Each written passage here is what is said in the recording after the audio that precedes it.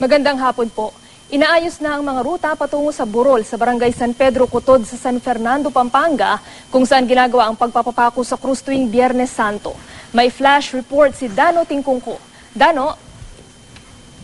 Trisha, patuloy nga ang paghahanda rito sa San Pedro Cotod para sa pinakaabangang pagpapako sa krus bilang paggunita sa Semana Santa. Sa burol na ito ay sasagawa ang pagpapako sa krus. Halos magkakasabay na ang pagtatayo ng mga tolda para sa mga turista at mga tindera. Walang tigil na rin ang pagsasaayos ng mga ruta sa loob ng burol at sa paligid ng San Pedro Cotod kung saan pwedeng dumaan at manatili ang mga turista. Kaninang umaga, naglagay na ang barangay at lokal na pamahalaan ng mga alternatibong ruta palabas ng San Pedro Cotod papuntang MacArthur Highway, San Fernando City proper at NLEX. Bukas kasi isasara na ang main road sa Cotod mula alas 10 ng umaga para magbigay daan sa Via Crucis na sisimulan ng alas 11 ng umaga. Samantala, nagpapahinga na ngayon ang mga magpapapako sa krus bukas tulad ni Mang Ruben Enaje at Roberto Velez na mga orihinal na nagpapapako sa krus dito sa Cotod. May ilan na rin mga kababayan natin ang nagsimula na ngayong magpenitensya.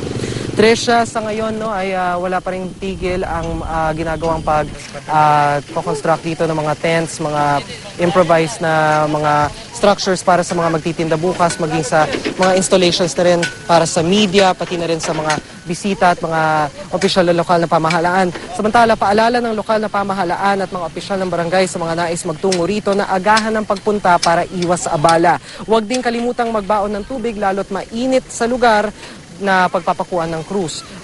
Iwasan na ring magdala ng mga mamahaling gamit tulad ng alahas at cellphone para di na mabiktima ng mga masasamang elemento, lalo't inaasahang dadagsa ang mga tao rito bukas. Yan muna latest mula rito sa San Pedro Cotod. Balik sa Tresha.